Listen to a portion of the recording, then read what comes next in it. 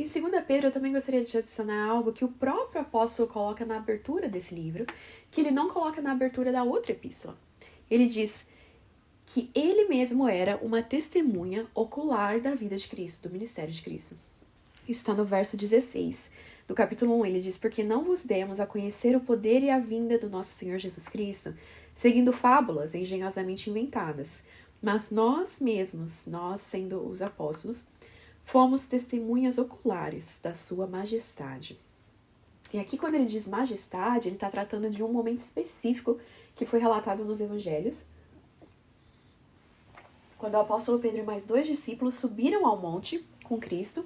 Enquanto eles estavam no monte com Cristo, uma voz desceu dos céus e disse: este é o meu filho amado em quem eu tenho prazer.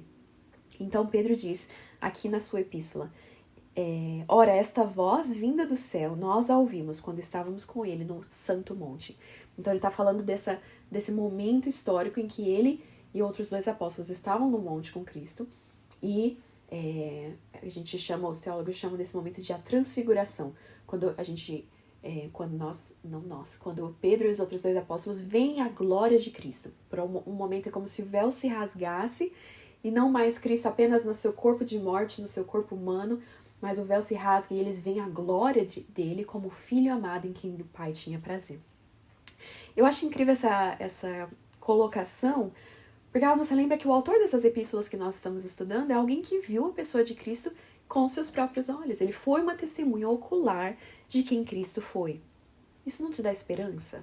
Eu amo isso, o fato de que a gente pode ir para as palavras de alguém que estava com Cristo, que sentou com Cristo, que tocou Cristo, que comeu com Cristo.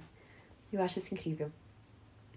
E o bacana também é que a audiência original de Pedro, tanto para sua primeira epístola quanto para sua segunda epístola, eram pessoas, cristãos, que vieram à fé sem ter tido essa experiência de serem testemunhas oculares de Cristo.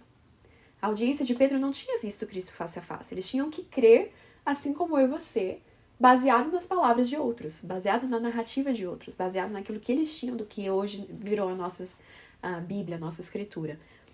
Mas 1 Pedro 1,8, ele diz à sua audiência, ele estava falando sobre Cristo, ele diz: Cristo a quem não havendo visto, amais.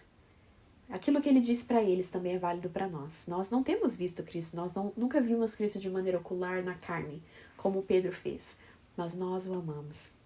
As palavras de Pedro eram para eles e é ainda para nós.